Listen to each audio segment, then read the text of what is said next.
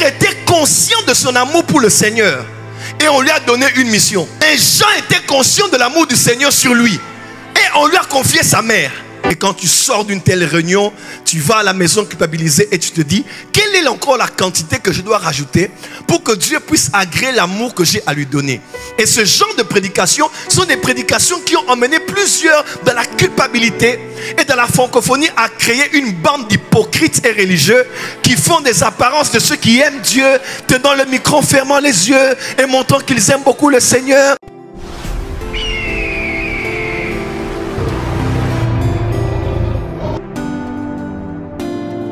Ici.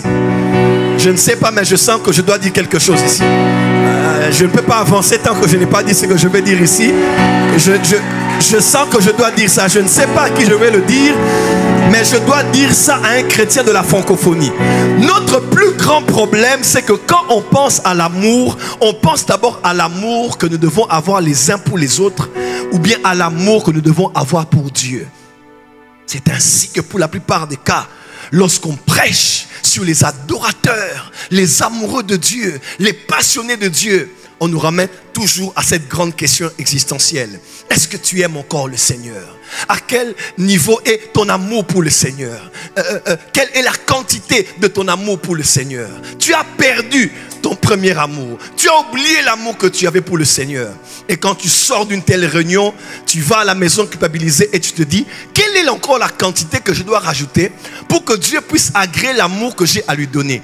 Et ce genre de prédications sont des prédications qui ont emmené plusieurs dans la culpabilité et dans la francophonie à créer une bande d'hypocrites et religieux qui font des apparences de ceux qui aiment Dieu, tenant le micro, fermant les yeux et montrant qu'ils aiment beaucoup le Seigneur, ils aiment beaucoup Jésus. Frère, ton apparence n'intimide personne. Laisse-moi te dire quelque chose que tu dois savoir. La plus grande dimension de l'amour, ce n'est pas combien tu aimes Dieu, mais c'est combien tu sais que Dieu t'aime. Tu ne m'as pas encore compris.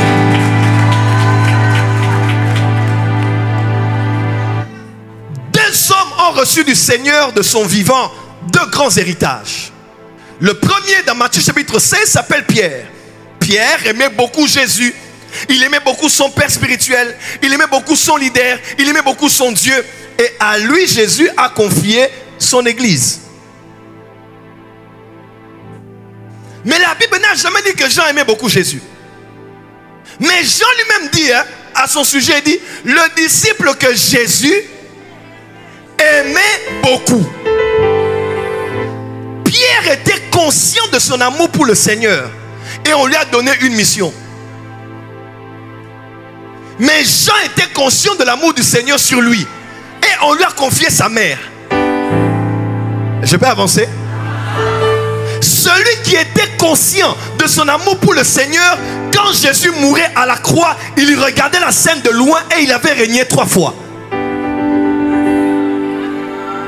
Celui qui disait qu'il aimait son leader, il aimait son Dieu, il aimait son Seigneur, il avait l'amour pour Dieu, celui-là a régné son Seigneur et il regardait la scène de la croix de loin.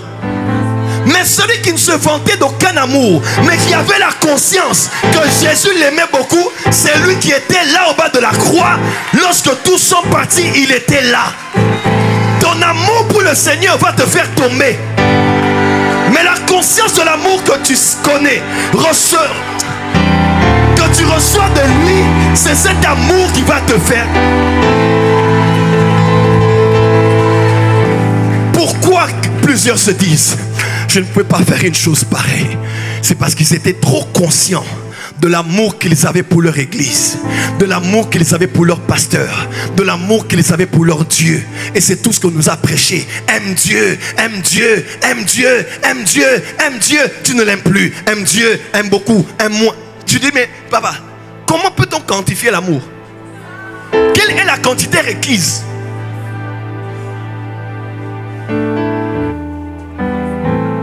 L'amour de Dieu ne consiste pas en ce que nous l'aimons. L'Épître dit, l'amour de Dieu consiste en ce que lorsque nous étions encore pécheurs, Christ est mort pour nous et il s'est donné comme victime expiatoire pour nos péchés.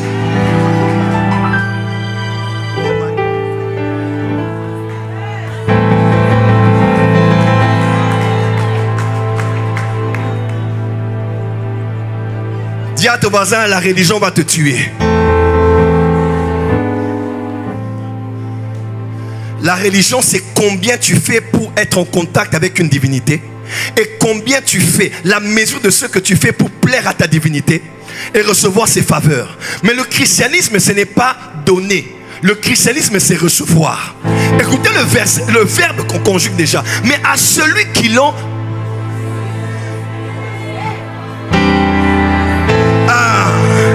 L'évangile, c'est recevoir, ce n'est pas donner.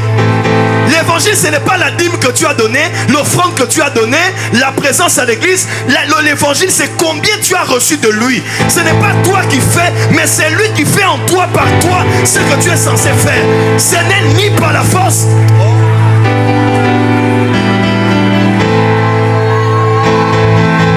Dis à ton voisin, Dieu m'aime.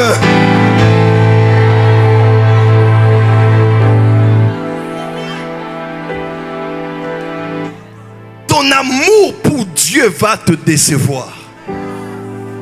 Mais la conscience de l'amour que tu as de lui dans ta vie, c'est cet amour que tu as accepté, que tu reçois de lui, qui fera que tu puisses t'aimer différemment et que tu puisses aimer ton prochain différemment.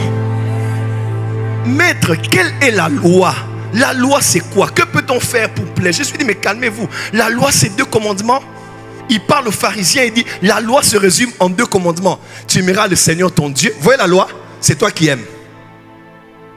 Et la loi était un pédagogue. La loi était venue pour emmener l'homme à être coincé et à reconnaître que sans la foi en la grâce, mes œuvres ne sont qu'un vêtement souillé. Jésus dit, tu aimeras ton Dieu et puis tu vas aimer ton prochain comme toi-même. Tu vas aimer ton prochain comme? Tu vas aimer ton prochain comme?